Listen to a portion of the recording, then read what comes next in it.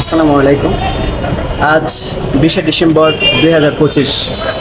আজকে আমরা বাংলাদেশে একজন সাহসী দেশপ্রেমিক এবং অনেক সংকল্পবদ্ধ একজন মহামানবকে মানে ছাড়াচ্ছি বা মাটির নিচে দাফন করতেছি। আসলে যার বান্দা সেই নিয়ে নিবে, এটাই স্বাভাবিক। তবে এমন মৃত্যু কয়জনের জোটে? তবে আমরা যে সম্পদটি হারালাম, যে আমরা মানুষটি হারালাম, সেটি হয়তো বা আর বছরে এরকম কেউ জন্ম নেবে নাকি আমার জানা নেই। তবে আমরা যদি চাই, কারণ পৃথিবীতে আপনার 3,60,000 প্রত্যেক দিন মানব এই পৃথিবীতে ভূমিষ্ঠ হয়, কিন্তু হাদি ভাইয়ের মতো, ওসমান হাদি ভাইয়ের মতো এরকম সাহসী এবং অন্যায়ের বিরুদ্ধে রুখে দাঁড়ানোর মতো ব্যক্তি কয়জন আছে বা কয়জন দাঁড়াবে এরকম আপনি বলতে পারবেন? আসলে পারবেন না। আসলে এমন কথাগুলো বলতে আমার পুরো হাত পা কেঁপে যাচ্ছে যে আসলে আজকে তার সমাধি দিবস। আজকে তিনি ঢাকা বিশ্ববিদ্যালয়ের পাশে রবীন্দ্রনাথ ঠাকুর যেখানে সমাধি, সেখানে আর কি তার সমাধি হবে এবং শেষ তার কবরের ঠিকানাতে হবে।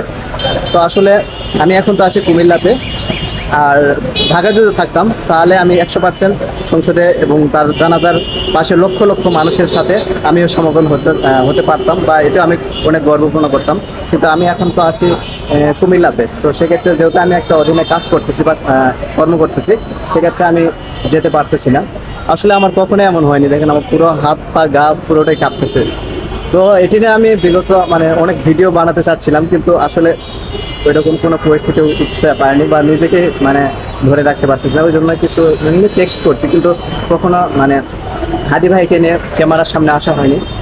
তো সবচেয়ে আজকে আমার খারাপ দিন যাচ্ছে যে আসলে ওইরকম একটা জানাজার মধ্যে লক্ষ লক্ষ মানুষের সুগমের মাধ্যমে ওখানে আমি উপস্থিত হতে পারলাম না বা এরকম। তো তারপরও সমস্যা নেই, যে যার অবস্থান থেকেই সবাই তার জন্য লক্ষ লক্ষ মানুষ তার জন্য দোয়া করতেছে, কোটি কোটি মানুষ তার জন্য আফসোস করতেছে। জানি না এমন হাদি ভাই বা এরকম ওসমান হাদি আর কি পৃথিবীতে জন্ম নেবে নাকি জানি না। তবে আমরা যদি চাই নিজেরাও এরকম হাদি ভাইয়ের মতো, শহীদ আবু সাইদ ভাইয়ের মতো এরকম, কারণ শহীদ আবু সাইদ ভাই কিন্তু আমাদেরকে শিখিয়েছে কীভাবে বন্দুকের কাছে নিজের বুক পেতে দিতে হবে। হাদি ভাই শেখালো যে কীভাবে অন্যায়ের বিরুদ্ধে রুখে দিয়ে আপনার ফ্যামিলি আছে, তার বাচ্চা আছে, সব কিছু পরিত্যাগ করার পরও তাদের চিন্তা না করে তিনি দেশের চিন্তা করে তার নিজের জীবনকে বিলীন করে দিলেন। আসলে তিনি হচ্ছে পৃথিবীর মধ্যে অসমাপ্ত একটা উপসংহার।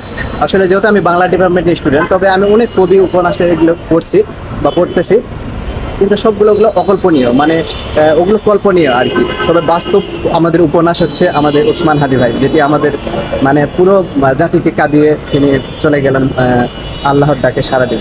তো আল্লাহ তাকে যেন শহীদের মর্যাদা দেন, এটাই আমরা চাই। আর সবাই আপনারা তার জন্য দোয়া করবেন এবং আমাদের একটা সর্বশেষ একটা স্থিতিশীল একটা যেন বাংলাদেশ আমরা উপহার পাই। এবং বেশি কিছু বলতে চাচ্ছি না, কথা বললে অনেক কিছু বেড়ে আসতেছে, অনেক খারাপ লাগতেছে। তো সবাই ভালো থাকবেন এবং হাদি ভাইয়ের জন্য দোয়া করবেন। ধন্যবাদ। আসসালামু আলাইকুম।